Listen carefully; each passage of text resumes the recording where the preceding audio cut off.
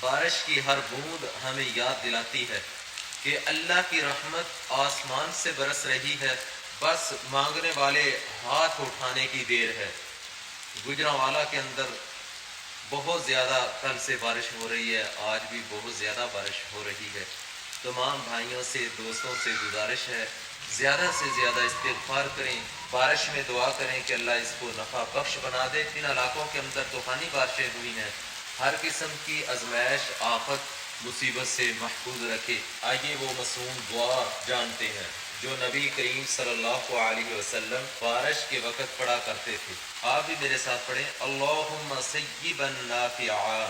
یہ صحیح البخاری کے اندر حدیث آتی ہے کہ اے اللہ اس بارش کو نفع بخش بنا دے۔